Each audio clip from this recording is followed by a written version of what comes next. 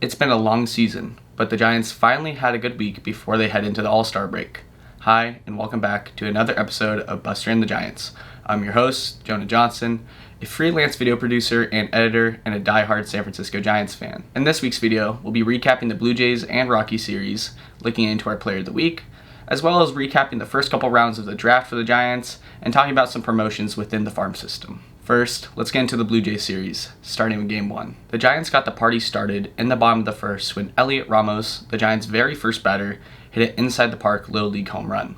In the bottom of the fourth, Willy Adames hit into a double play that still scored a run. In the bottom of the fifth, Victor Barracoto stole home on a planned double steal. In the bottom of the sixth, Barracoto hit a single that knocked in 2 runs, and then Ramos hit a 3-run home run. Then, in the bottom of the 8th inning, Ramos went yard one last time, this time hitting a ball out to left center field. Roop looked great, going 8 innings, giving up 1 earned run on 3 hits, striking out 5, and throwing a total of 104 pitches, and 67 of them landed for strikes. The Giants held on to the lead and won the game 10-1. In Game 2, in the bottom of the second, Barracoto hit an RBI single that knocked in Devers. In the bottom of the third, Devers hit into a double play, but it still scored in Ramos from third. In the bottom of the fifth, Arias hit an RBI double that knocked in Ramos. Unfortunately, the Blue Jays scored 9 times, and the Giants lost Game 2 9-3. Now, Game 3. This was a fun one. Long story short, Logan Webb gave up 5 runs in the first 6 at-bats of the game. Up until the bottom of the 9th inning, Dylan Cease of the Blue Jays was throwing a no-hitter until Ramos came up to bat and led off the inning with a single. At that point, there was no coming back for the Giants, and they ultimately lost 10-0 and lost the series 2-1. Now, let's get into the Rockies series, starting with Game 1.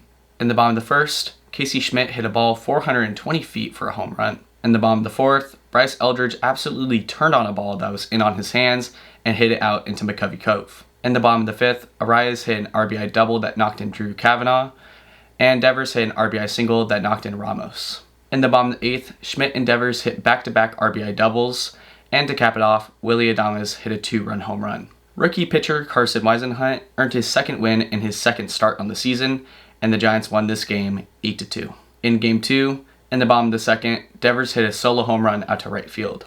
In the bottom of the 7th, Devers hit an RBI single that brought home Arias. Sadly, in the top of the 9th inning, Caleb Killian blew the lead and gave up 3 earned runs. Devers answered back with a sac fly in the bottom of the inning, but the Giants weren't able to pull off the comeback, and they lost 4-3. Now, Game 3. I was at this game. In the top of the third, Tyler Mahle balked in a run from third, and later that inning, manager Tony Vitello would get tossed from the game. In the bottom of the fifth, Jesus Rodriguez hit an RBI double, and in the bottom of the 6th inning, Casey Schmidt on a ball out to left center field, giving the Giants the lead 4-1. Although he gave up a home run, JT Brubaker got the 2-inning save, and the Giants went on to win 4-2.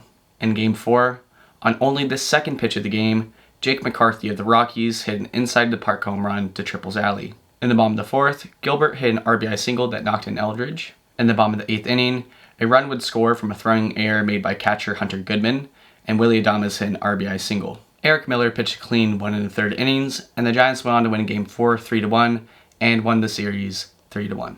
Overall, the Giants scored 31 runs and racked up 57 hits and went 4-3 during the homestand. Now, let's get into our player of the week. Arias had the best average with 370.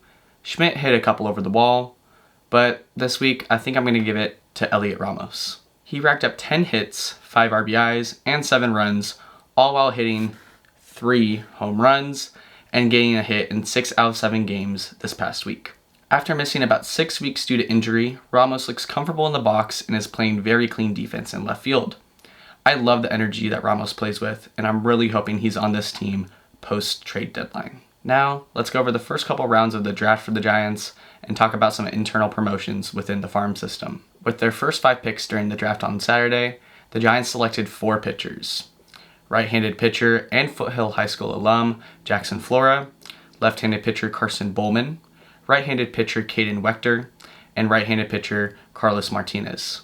Also, in the 3rd round, they selected Peyton Bonds, the nephew of Giants legend Barry Bonds. Some of our top prospects got promoted. Outfielder Dakota Jordan and middle infielder Gavin Keelan got promoted from High A Eugene to Double A Richmond.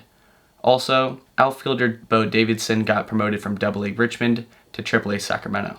Things are getting interesting for this Giants lineup with the trade deadline looming, and it looks like the next outfielder they're looking to call up is Bo Davidson and his light tower power. Fortunately, the Giants do not need to play the next 4 days, but when they come back from the All-Star break, they'll start it off with a 3-game set in Seattle. It's unclear who's pitching for the Mariners in that series, but for the Giants we can expect Roop, Logan Webb, and Robbie Ray possibly making his last start in the Giants uniform.